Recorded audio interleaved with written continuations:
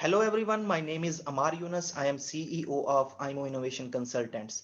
IMO Innovation Consultants is a boutique digital transformation consultancy. At IMO Innovation Consultants, we provide innovative consulting, digital services, trainings, networking opportunities, as well as a full suite of skills that is essential to unlock the growth potential of individuals, enterprises, state bodies, and educational institutions. We have almost concluded our first season of IMO Talks. The purpose of these talks was to introduce you with different experts, their areas of expertise, and different services which we offer. Another purpose of these talks is to engage students, academicians, experts, officials, and general public to inspire them, to motivate them, and to seek their feedback. We have been discussing different topics from social sciences, applied sciences, and humanities, ranging from economics, finance, politics, law, technology, education, philosophy, and so on. The topic of today's discussion is organizational diversity in post-COVID world. And for discussion, we have a very special guest with us, Akmaral Sman. Akmaral Sman, she holds a master's in public administration from Queen Mary University of London School of Business and Management. She has over 5 years of experience in gender and development consulting. She is also included in Forbes 30 under 30 of Kazakhstan. She has developed strategic approaches for corporate development by transforming organizational behavior. Hello, Akmaral. How are you? Hello? Can you hear me? Yes, I can hear you well. Can you hear me? Yes. How are you feeling today? Well, Ammar, thank you very much. Very honored to join your call and also very much excited to share experiences and also tools that each institutions here, especially at this COVID and post-COVID period, could implement and apply. I think this session would definitely bring hopefully positive incomes to those people's mind on changing their approaches on their management, changing their behaviors and attitudes and vision. Thank you very much Applying the knowledge. for your precious time. We are really looking forward towards your presentation. If you are ready, we can start. Sure. Let me quickly display it. I hope that it's visible enough. Yes. So basically, I hope that the participants at least have already experienced certain, cases when, for example, they have an institution full of men. Let's say that we often forget that that the team that we have is a core of the any kind of organization. And then the core team, if the core team is not diverse enough, then it means the follow-on actions are not benefiting all of the population. And here I can tell why, right? So first of all, let's start with the overall issues that each country, at least in Central Asia, in many places, basically many developing countries in the world, they face several areas of lack of diversity, lack of people and decision makers paying attention to. So these areas, basically, as you can see on the screen, is the first of all is that we as decision makers, we as in innovative groups, we as change makers in the society are not involving women as decision makers to those discussion panels. So the problem here, which was and is right now, and that requires our attention, is that we need to change our approaches on engagement of women into the discussions of various issues, starting from health sector, ending with financial instrument development, and etc. So involving women means that societies can grow by involving women, and also hearing their voices in making decision means that our the families will grow, because by the fact we can understand that majority of women are the women who are prescribed with domestic responsibilities, by the nature of stereotypes, by the nature of traditions and norms that each countries have adopted within the centuries. So involving women in decision making means that it's an opportunity for each institution, each government, each organization. It's an opportunity to have a ripple effect on having the benefits to be reaching the grassroots. If you talk about the access of to the economics, to finances, to social resources, we mean that, for example, here we mean that not only women, of course, but also the minorities, also the social groups, for example, such as people living with disabilities. We have LGBT group. We have many other groups which are left behind when we're not paying attention enough to ensure that the resources which are by the law, guaranteed to be provided to different social groups are delivered in the right way. If you take, for example, an issue here in Kazakhstan, there was a case, for example, if you take a health sector, then if we will take the people living with HIV, for example, there are discriminations, for example, for those people to receive health services in private health centers, because by the law it says that people with HIV status, they're not able to receive care in stationary and or half stationary basis. So it means that sometimes when we write a law, we generalize it, and when we implement it, we end up with having lots of many people and those who are in need being separated from receiving these services, because in fact they're not detailed, they're not explained in detail to the population, and those who are implementing those laws or policies on the place, also in the market and also in grassroots, they're not capacitated enough that they should not only follow the rule but also learn how to provide the services without any discriminative attitude. So when we mean also by financial, economic, or social resources that we need to provide to people, meaning is that, for example, when we understand that, especially in this COVID case, we have many people losing jobs, and we have many people, having their weakening health. They're not having enough access to medical treatment, or, for example, many people, for example, just as like young people, they're not capable of having their scholarships at hand because the distance learning, the cut-off quota in universities, these are the resources, the social economic resources. And if these things were lacking beforehand, then imagine that after COVID we'll have these issues being doubled as a burden to people, and for people not being able to receive these resources at hand.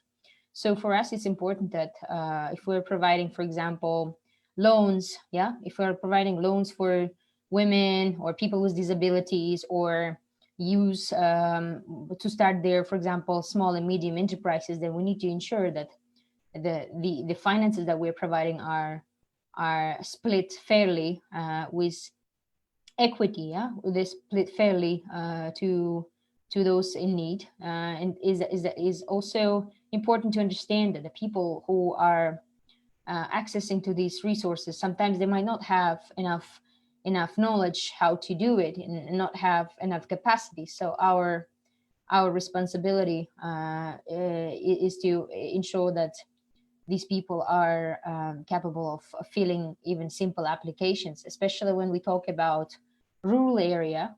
In Kazakhstan, for example, we have a very huge percentage of population living in rural area, and then and 45%, over nearly 45% of the population are of the rural population are women. And that women are, most of the time, they're not owning their land, which means that by not owning the land, they're not able to, for example, build up their small farms. And not having a small farms mean not having a financial income. And then not having financial income means that The families in rural areas, we know that in majority cases we have three up to five, six children in each family, and then a mother not having a proper income is a family having no additional resources for the development of their children, for their increasing of their education, etc. So as it was an issue before, then after the COVID, there is a and also great opportunity for us to restructure our way of delivering the resources to people, allocating the funds, allocating the loans, thinking even about subsidizing certain things in order for the grassroots people to have this opportunity not to only survive but actually live the life that they deserve. Also, talking about the access to knowledge and capacities, for example, in Central Asia, majority of people, over 70% of people in Central Asia, they have higher education. They have the knowledge to to sustain themselves. Well, it's formally, of course, formally they have an opportunity to have their careers developed by the knowledge they have gained. But the problem is here is that we, in many cases, since we have a patriarchal, how to say, patriarchal way of, of patriarchal basically society, since we have a patriarchal society in Central Asia, and also post-Soviet kind of management style, for people, although having a higher education, especially for women, applying for the jobs is much challenging than for men having the same qualities and same knowledge experience compared. For example, if we take again Kazakhstan, for example, in Kazakhstan there are nearly 300 jobs which are prohibited for women to work. Although we understand that we understand that we have these technologies at board, we have these technologies that no physical additional work is needed for women to do, because some technologies can replace this physical burden. So it means that some jobs, they need to be revised in order to have women on the board, in order to reduce these unemployment rates.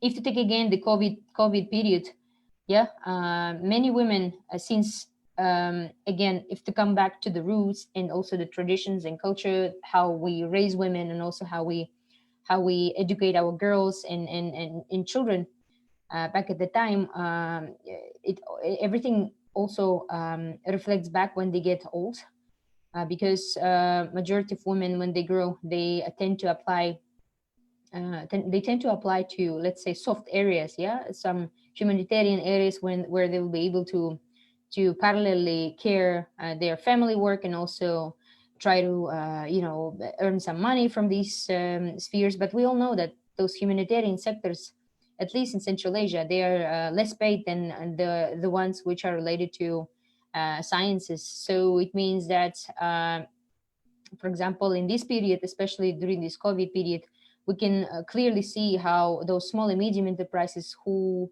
majority were women, for example, here in Kazakhstan, yeah, in this COVID season, we have a lot of women losing their jobs because most of them are engaged in the areas where it is less paid, in the areas where it is mostly related, for example, to education, yeah, to some physical, the real physical intervening job styles where they have to be present, cut for example, to be a hairstylist, or make some cookies and sell it to real people who come to the real store. So which the challenges that we are facing right now is the challenges that comparing to men, majority of women are the ones suffering. So for us, it's again the great way to restructure, to rethink how we could, as an institution or international organization, as a private institution or small company, we could shift our model of work to make it beneficial. So talking about the knowledge, yeah, here again, taking this COVID season, majority of people, even though they have an access to digital devices, they might not have the digital devices enough for their children. So here we understand that there might be one phone per family, and one phone or two phones per family, and then imagine if the education season starts when children need to study remotely. It means that each of the family member, including the school children, they will need to have these devices at hand to have an education. I'm not even talking about the rural areas where they don't have a proper internet connection.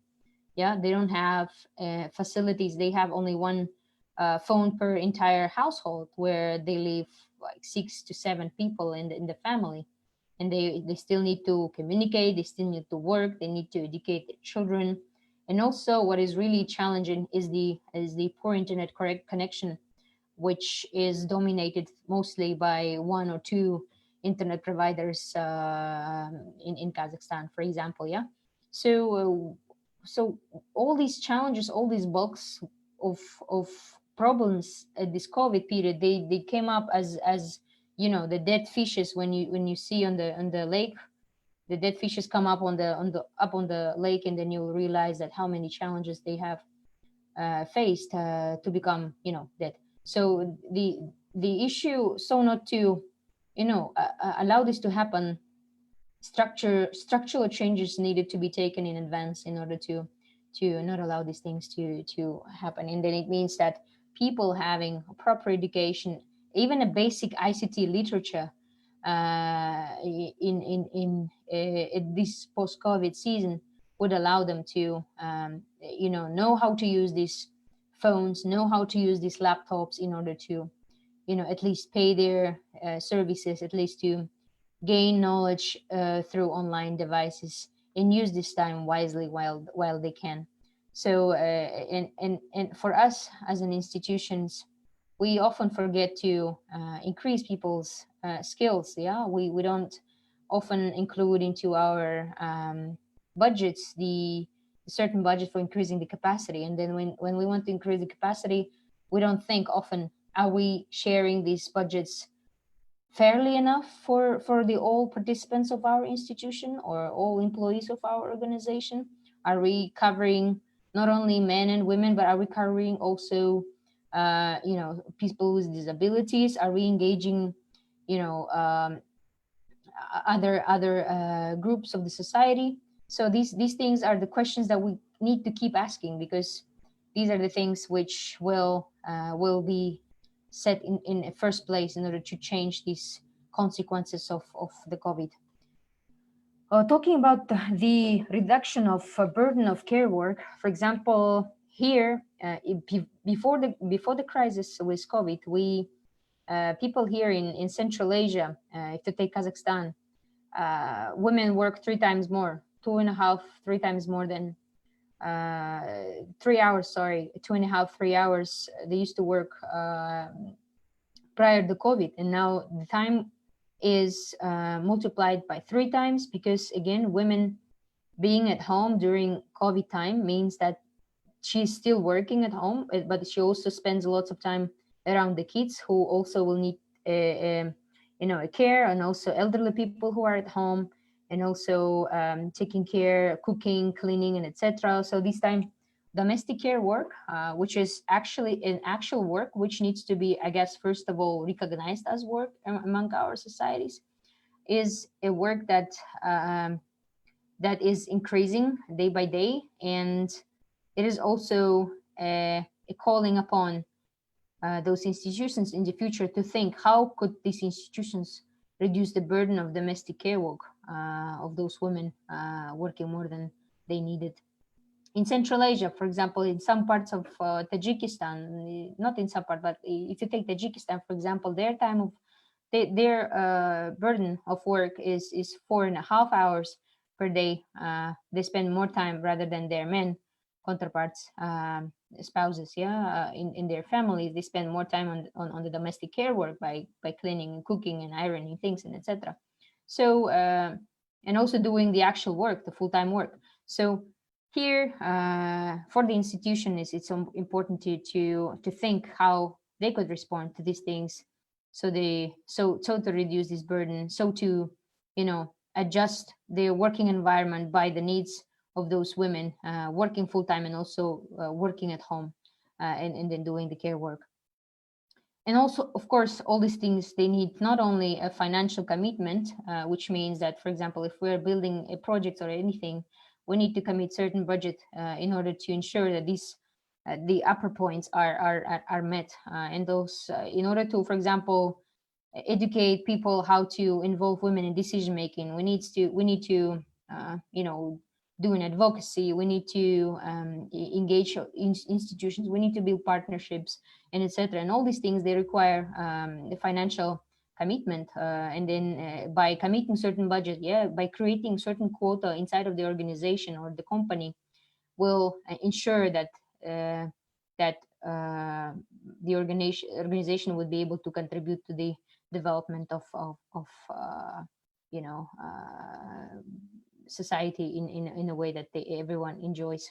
So if to be more specific, yeah, if to be more specific and to talk about specific steps, how each companies, private company or international organization or any organization could start including men and women equally, and also the social groups equally, to for them to benefit from the resources we have, is to basically to look at the management. If the management is, first of all, capable enough, educated and open and welcoming to be able to change the organization's behavior, to change the strategies, to change and go and be wide open for the opportunities on gender and social inclusion, then the management should be, first of all, educated.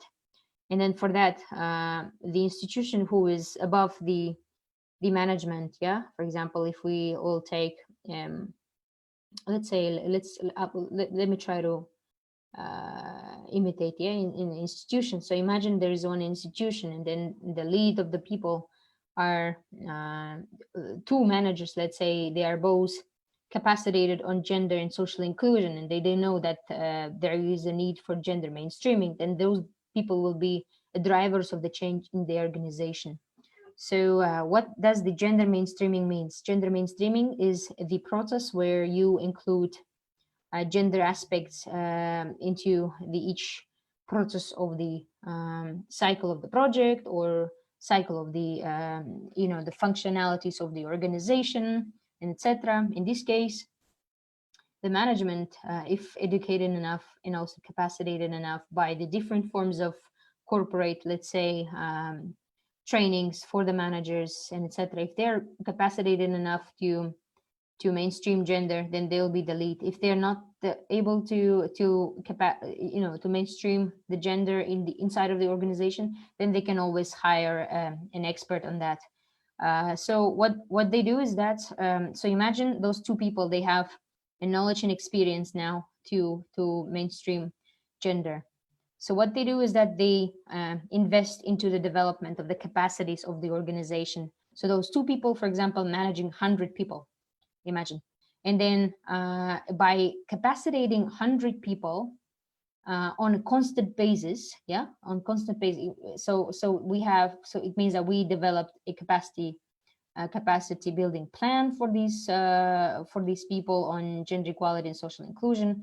We make it mandatory for each person coming to the organization or a company to learn about the policies on gender and social inclusion, saying that, for example, there is no room for discrimination in the corporation, there is no room for sexual harassment and abuse in the organization, there is no room for for using sexist language style, and etc. So by making the environment of the organization friendly for everyone, means that the people are, if they're comfortable enough to work in the organization where they are not discriminated, where they're not harassed or abused, yeah, they will be open to invest more of their time, most of their skills and knowledge and etc. to the organization, which means that the organization in general might succeed. So if we talk about capacities, then this should be in place, where we mandatorize certain things for each of the employee to to get the knowledge. And also capacities mean, it doesn't mean that we make it as a big issue. We don't make gender as a big issue, but we align it with all their knowledge materials. We align it with their trainings. For example, if they have a training, let's say on sustainable development, then we ensure that there is a session on goal number 5, which means gender equality, and then in goal number 5 we have these indicators. So this dedicating specific time on gender equality, social inclusion, means that by capacitating, we will have more opportunities for those people to learn more on gender and behave in a way which was explained to them. And also enabling environment means, for example, as a company, yeah, when I was to take my childhood, when I was a teenager, and I was working part-time to make some money, I would come up to a company, a small company, as a seller, and then they wouldn't care about the lunch desk, or they wouldn't care about people with disabilities coming to buy some products in the shop. So for these institutions, enabling environment means that we have all the facilities for each and everyone to be able to fully enjoy the infrastructure, to fully enjoy the resources. Often it happens that companies, yeah, big companies or minor companies, they don't think about having a child, the room for the parent and the child. For example, we often think that should be a mother and a child room for the kid to change nappies and etc. But in fact, that from my observance of certain institutions, and also from my experience, I can tell that often when we put the label on the door saying this is a mother and child room, we often ignore the rights of a father as a father, because for example, a father might come to leave from work 15 minutes earlier to get his child from a kindergarten and then bring it to the office. But when he brings it to the office, he realized that this room is written only for a mother and a child. And then again, this thinking, even though if we place certain facilities in the organization, then we should think: is it enabled for everyone, or enabled for each participant of our organization, or not? So think from this perspective. Thinking from this perspective would benefit, of course, differently people, because we are creating an enabling environment where not only women, of course, could enjoy, but also men. And from this perspective, we can say that, for example, breastfeeding mother, if she's employed in your organization, often it happens that people discriminate women before they get a job, just because they think, oh, she's going to leave on maternity leave. Am I going to pay the maternity leave for those women? And I don't think it's beneficial, because I'm going to lose the time. I need to recruit a new person, etc.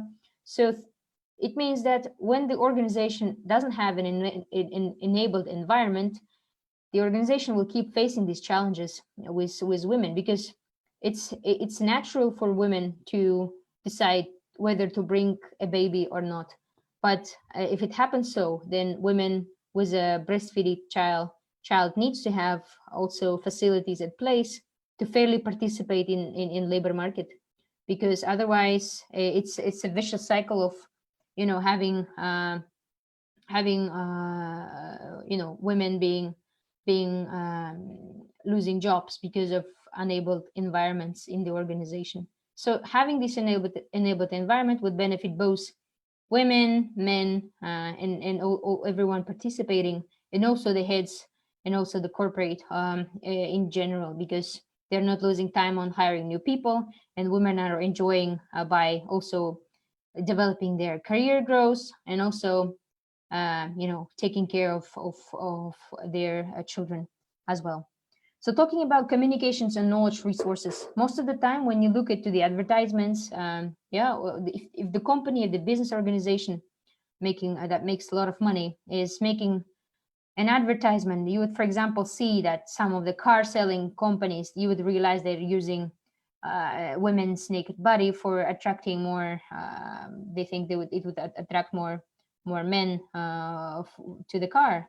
So besides of having objectifying women's body in general, besides of that, there is a thing when we might disempower people. Yeah, it might be men or women. We might accidentally disempower people by putting wrong pictures or wrong words in our presentations, or putting, presentations, I don't know, promotional materials, communication speeches, and etc. For example, if we will put, let's say, if we're talking about technologies, yeah, and then we will put pictures of men, then on a psychological level, we are um, disempowering women to compete, or to, encourage themselves to apply to the certain fields. Or if we're talking about uh, yeah, certain advertisements, we would end up, for example, having, if for, I don't know, advertising a dishwashing machine, we would end up putting women next to the dishwashing machine, which is also a stereotypical thinking of us, right? So so these kind of things, they kind of support the system of the stereotypes, or they disempower people when they see those things, or read those things. So for us, it's crucial, as if you want to succeed as an institution, it's important for you to ensure that your words that you say, the words that you deliver to the societies are not discriminatory. They follow gender equity. They are empowering, right? They are engaging, you know, they're engaging those who are left behind. The advertisements are, interesting and powerful enough to ensure that we're not, discriminating anyone's right and position in the society. So when it comes to those communications, ensure that you follow these rules. And then there are a lot of tools, especially developed by international institutions such as the United Nations.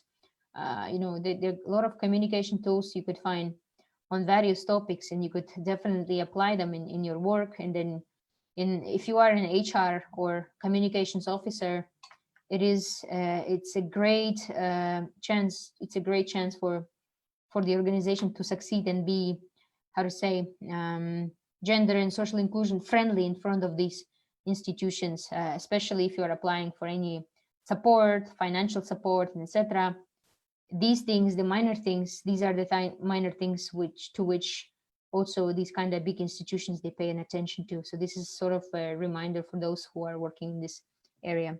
If to talk about programs, projects, and activities, it's important to ensure also inclusion in these areas, because there is a specific, of course, there is a specific cycle, gender mainstreaming cycle in the projects that requires, for example, in a development page of the certain project, to conduct gender analysis or gender social inclusion analysis to identify what are the gaps in the society, or what are the gaps in certain areas. For example, if you are an IT company planning to launch a certain tool, for example, in agriculture area, then for you you do the market research, right? So for you, it's important to go ahead and see if you are, to see who are the users and etc. But also when you extract the data, it's important for you to disaggregate the data by sex, by social groups. It's important to see the percentages, and also identify why the percentage of certain group of people are not often using these tools, and what are their causes, and etc. For example, if you're organizing an event, and if you would conduct, for example, activity as an activity, if you would conduct gender mainstreaming into there, and then you will end up with having gender analysis, you might maybe find out that majority of women are not interested to participate at the training, which is full day, because maybe they have responsibilities at home. So for you as a person who is developing certain activity, it would be crucial to conduct a survey to identify what is the exact time that would be comfortable for women to participate, and then compare it to the time that comfortable for men. and then you take each group of the society by this criteria, and then you analyze the data and you find the time which is suitable for everyone. And so by this you have more participants participating, you have your resources fully distributed to each of the society, a member of the society, because they are participating at your training. And then results, because everyone is benefiting on a fairly basis, the outcome of this will be totally different than you would end up with having only a small group of people being represented because they have responded in a different way. So for you to have to think in more structural way to engage as many people fairly is to have this gender analysis always at hand before you plan anything, before you develop anything, and then try to, based on those analysis, try to respond within actions in each cycle of the project or activity. So if to talk about partnerships are also important because sometimes certain institutions or companies, they might not have full of the capacities in certain areas. For example, if you as a business person or the organization planning to integrate gender equality and social inclusion into your organization to make it more diverse and fully functioning, then you could always consult with an NGOs who would be more than welcome to support you in explaining or engaging your employees. You could do a memorandum of understanding. Then you could conduct, these cross synergizing work by engaging their employees to your activities, by engaging your employees to their activities. So they would build the capacities through these partnerships. And also maybe one day when they will have the capacities at hand, they'll be able to invent or invest time and resources into developing the projects and activities. So the partnerships are important to have this, to keep yourself accountable for the work you do, and also to keep having additional resources for your employees and staff to get educated, to learn more in formal or informal way on gender equality and social inclusion, because at the end of the day, this topic is very personal and it's related to everyone in the society. And if to talk about monitoring and evaluation, we collect the data, but are we disaggregating them? Yeah, for example, we say, oh, there 60% of people are employed, and then if we take the 60% of people, we'd realize that, for example, half of them are women, and then you say, oh, they're doing well, they're employed, there is no need. But have you checked if those 50% of women are employed in the sectors that are paid well, for example? Yeah, so for people, it's important to keep the data disaggregated, even during the monitoring and during the evaluation, to see these numbers. And talking about monitoring and evaluation, it's important to have indicators uh, build it build based on the analysis that they conduct. For example, if to come back to the topic on developing the ICT in rural areas, your tech company, and then you have conducted this gender analysis on to identify how many men and women are using certain resources, ICT resources. Then for you as a company, it would be also important to ensure that these gaps are reflected as an indicators in your monitoring and evaluation section, because how can you measure, right? If something is not measurable, then it's not achievable. So it's important for you to ensure that the gaps are described in indicator matter, and then if numbers are not available, you could always do some qualitative indicators saying that now women are capable of using certain resources in a different way. But if you don't have any numbers, of course, but you can always do qualitative or quantitative indicators inserted into your monitoring and evaluation. So besides of having one goal, one orientation of achieving your main task, it is important to compare it with horizontal dimensions such as gender.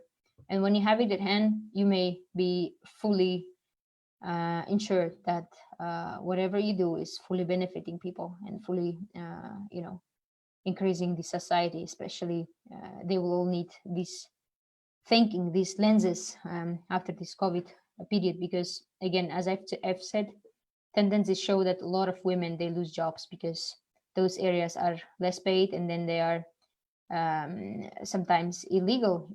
How to say illegal? They don't. Sometimes the areas that women work, majority of women work, they're the areas that women don't pay taxes, and then of course if they don't pay taxes, then it's in front of the government, they're not accounted. So it means that we will have more people than the statistics show who will suffer from these conditions. So these are the main areas that I would like to share. Basically, I know it's a huge topic. It's very cross-cutting, and it is very very time demanding in order to implement. Sometimes organizations take a year in order to totally shift the organization's mindset towards gender, and also it takes a lot of commitment from the side of the management, from the side of the employees, and also financial commitment in order to have these lenses applied and implemented in the organization. So, any questions, Ammar? How you lead? It's up to you. Okay, thank you very much, Akmaral. The Akmaral which we knew, she is very outspoken, confident in her beliefs, and flag bearer of human rights. And this is something which we saw today in your presentation, that how you highlighted some of those areas which usually are prohibited to talk in this region especially. And of course, there are many questions, but the first question is of technical importance. You also talked about it. And that is that when we talk about diversity, we should give some credit to the governments that they have some guidelines. But what about the private enterprises or businesses? You said that they also need to incorporate diversity in their structure, but the question is how? And the guidelines should be imposed or they should develop by themselves. So what are your recommendations, especially in the post COVID context? The organizations are worried about their efficiency, and definitely they would not take a risk to accommodate, I am sorry to say, the weak people from the society. So sorry. Basically, first of all, I need definitely to mention that when it comes to the governments, each government, they have committed to implement, the conventional elimination of all forms of discrimination against women. So there is a CEDAW document that requires each government to commit their, all types of resources to achieve the equality, and also ensure that none of the rights of women and girls are discriminated. So if you take governments, each government, most of the time, I'm not saying all of the governments, but most of the time governments, they have their policies at hand. They have a national, gender policy, or they have a national action plan on working with not only international organizations, but also with social organizations and private institutions. And under the private institutions, they mean by public-private partnerships, in order to, to work on gender equality and social inclusion. So for those private companies, business institutions, they could find, if the government is open enough and liable enough to work on gender equality, social inclusion, then the governments could have a partnership in terms of through this national action plan, basically looking into the indicators and areas that they cross-cut, and then initiate certain projects. For example, to take the banks here in Kazakhstan, the private banks and etc. There was a nice case, for example, back 5 years ago, if I'm not mistaken, there was a private bank which issued card, and then each cashback would go to support women in small and medium enterprises. So it's a private bank which have, initiated looking into the dimensions and strategies of the government by, increasing the number of women in businesses. They have looked into this dimension. They have partnered with the state. They have developed this opportunity of, creating this credit and debit cards for people in order to use the cashbacks for to support women in small and medium enterprises. So this kind of thinking is a thinking that people need in place in order to start doing anything. But if to take, for example, private companies, businesses, those businesses, first of all, if the government doesn't have any proper steps or strategies on achieving gender equality and social inclusion, basically to ensuring the diversity in the organization, then for those companies, if the government doesn't have anything to advise, basically, for those companies, it's important to look on the similar models that international organizations are implementing. For example, if in Kazakhstan there are United Nations organizations that implement certain agencies of the organization, they implement this kind of private slash international organization partnerships that they could do together.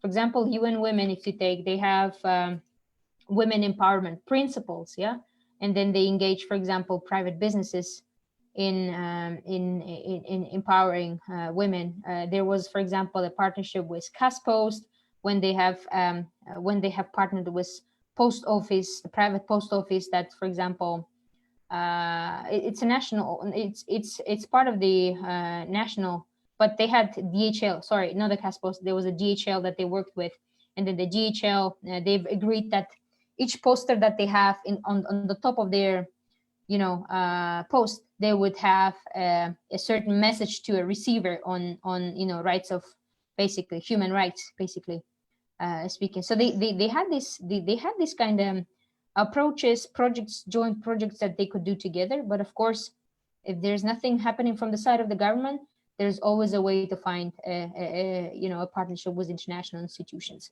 So there So are good practices mhm, available, and the new and emerging businesses, small and medium-sized businesses, can take motivation from them, or at least can take lead from them. So there are some good exactly, examples available. Yes. exactly. Uh, Another thing I was thinking that, broadly speaking, when we talk about gender diversity, we care only about the women.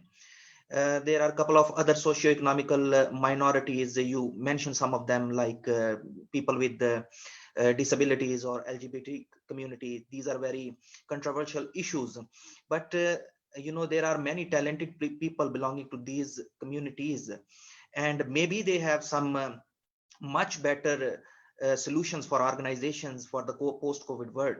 So, but the thing is that the businesses and the government, or the society itself, is very hesitative to accommodate their needs. Do you see that in post-COVID world, when we have already suffered a lot, we will think about forgetting about these differences and try to facilitate them more without any prejudice, without any, having negative comments about them? Do you see this coming in this region?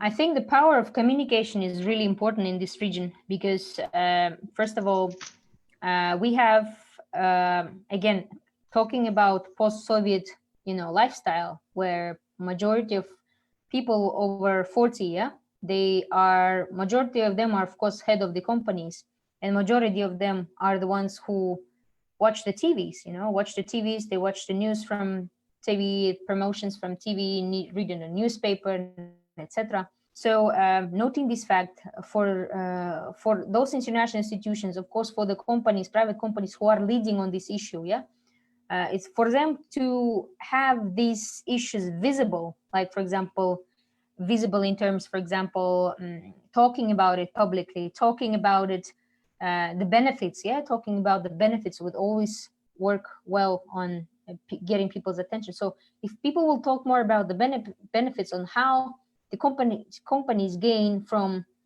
looking at the person not as to his gender or social status, but looking to as a professional or to a skilled person would definitely change this mindset. So the power of communication here, at least in this region, Central Asia, is super important because it's the tool that would allow a change the mindset of people, especially those who are in managerial position, to think more in diverse manner. And of course, here in Central Asia, a lot of things work from top-down approach. We don't have a society who's fully open to, to talk certain things, publicly and openly, or talk,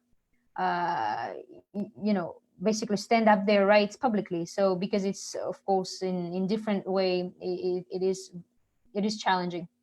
But however, uh, if to change the mindset of the management, then it will definitely work on top-down approach, because again, this is how things work here in this region. We're not talking about the developed, upper developed, middle developed and upper developed countries, yeah, with higher GDPs. Those countries, of course, they have the system of people having, down to top approach, where people, the employees, require their employer to provide certain resources, facilities, or for example, they could openly speak up at the interview session. So for these companies, it's for basically here in Central Asia, it's important to have these mindsets of management to be changed before it goes down to Yeah, people. and you mentioned about this generation gap, and since the post-Soviet era, still the managerial positions are being held by those who were trained during the Soviet time. This generation gap, I would say, is a very culturally relative aspect of Central Asian society. One of another things which I have observed, that some of the issues which are issues in other countries, they are not issues in Central Asia. For example, religion is a very big issue in some of the other country when it comes to the accommodation of peoples with different religious beliefs, but apparently it is not a issue in Central Asia. Hmm. Similarly, the ethnicity is a issue, for example, which is not an issue in many countries. So I was thinking that you also mentioned about that we need to have a globalized approach. We need to adopt the international practices, but the international practices are different. So the gender experts like you, are they looking to these dimension of Central Asian society? Means you cannot simply import the international Absolutely, yeah. infrastructure. Yes. So talking about international institutions, is the idea, as I'm saying, is that everything depends on the analysis and gaps that they have found. For example, I cannot apply as an international expert. I cannot apply, same tools I used for Kazakhstan's, for example, agriculture sector. I cannot apply those things for Tajikistan, because in Tajikistan the issue is with migration. They have migration. Comparing to Kazakhstan, they have many men leaving their households and leaving to Russia to make money, and then they have women being abandoned with their children at home. So it and this is, we as an international institutions, of course, we and people who work for international institutions, we look at the gaps first of all before we provide anything. So and for example, saying that we don't have people with disabilities, as for example in Soviet period, people the government, yeah, they would hide the fact that there are people with disabilities. They would hide the fact that they have people with mental disorders, because they are literally not shown in the city, because they would take the people and get them out of the city. Yeah, they would build a hospital or anything, and they would keep the people out of the crowded places, so people would not think that they actually have these kind of people in the society. So we, as those experts, specialists, we do the research, we conduct the research, we compare the information, we find them, because government not always might give the facts openly to the people. Governments might not fully provide the statistics in a fair manner. Yeah. So for us, as people who have, first of all, sovereignty, and also as in organizations, for example, those organizations, they have an immunity, right? They don't go by what the government say, but they go by the fact what they have found in the society. So they build projects, activities according to what they have found. So at least now, when we have the time, when it's hard to trust to the governments. It is a way for people to look up for, international institutions and see what are the institutions, who have deserved the, let's say, people's respect towards the information, the quality of the information and resources and activities that they are providing in the countries they are functioning. So it's important. I would say it's important for people to have this mindset that if not the government, then international institutions. If not international institutions, then private people who could do or conduct research for you. Basically, this is the point. But also one thing that I wanted to mention, for maybe it's a very small but basic tip that would change lots of things now from post-COVID, is that for the companies to basically change their 9 to 6, working hours, 5 to 7 working hours shift, because as we understood, and what we've learned as an experts and what we've basically found out, that giving more time, making more flexible time at work would benefit the families. And of course, a happy family is a happy society in most of the cases. Yeah, because we treat our we can balance the work and life in general. We can spend more time with our families, our loved ones, and then also work during the time when we need to work, instead of sitting in the office and waiting until the 6 p.m. So for the for private companies, yeah, it's a great chance for them to shift this mindset and create this opportunity for people, so to for them to enjoy life and also do the work.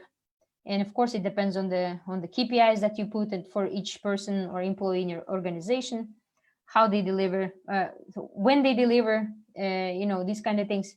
The idea is that they deliver, but how they deliver and how they deliver, it shouldn't be your, basically, now from now on, it shouldn't be your case, because we understood that now it's been how many months, 4 months since we're in lockdown here in Kazakhstan.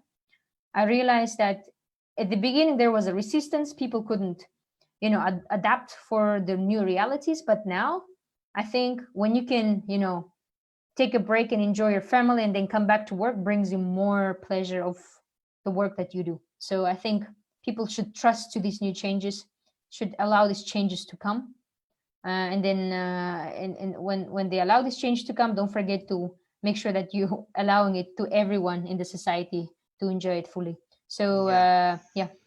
Yes. So the final question is that Mm-hmm. we have to accept this fact that if we talk about only women, they are more confident comparatively in other countries in the region. Mm-hmm. They have, if we talk about accessibility, they haven't many restrictions as compared to some of the neighboring countries and their women. Mm-hmm. So I mean, the freedom for the women in Central Asian region is much more than some of the neighboring countries. And uh, this is also something which promotes the women playing victims at workplace. Mm-hmm. So do you think that this is also something which should be taken into account by Central Asian Mm-hmm. societies and businesses, that our women are, if I say that, they are more demanding when it comes to the diversity? Yes. Mm-hmm. So the issues have been exaggerated at certain extent. Mm-hmm. So let's start with also let me just also mention that what happens here in the world is that there is no country in the world that have fully achieved gender equality. That's the first thing. There is no country in the world that have you know fully, fully to zero have reduced gender pay gap in the companies. So it happens mostly to a private sector's main problem is basically a pay gap. Is that, for example, by hiring two people with same backgrounds and etc., they pay differently, and it varies from sector to sector. And then but when it comes to women, and then when women demand their place and seat in the organization, I think from the environment that we've lived, it might look very, how to say, distracting. It might look as women are demanding their their rights, which they normally deserve, because certain things were not practiced before, and now it's a time when women are becoming more vocal, because governments or international organizations or private people or individuals are supporting them in order to be more vocal. And then some companies, organizations might see a real benefit of having, full representation of women and men, or other social groups in their organization. They're seeing the results, and they might be the ones supporting them to be more vocal.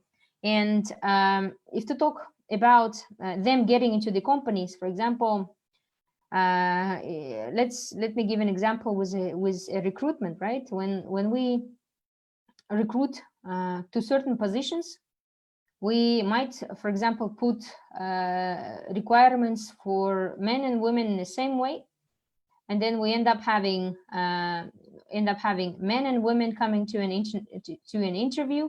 We interview them, and then we realize that for example, we see that men is more suitable to certain position than a woman, and then here we decide to take a man, and then it becomes another plus, I don't know, 30th person in the organization who is male, who's men, right? So for the organizations, for the companies, to have a different approach, to have an enabling environment for everyone to fully participate in labor market, it's important to see if they can create a certain quota inside of the organization for a number of women, and to allow them to increase their capacities with other professionals who are working there.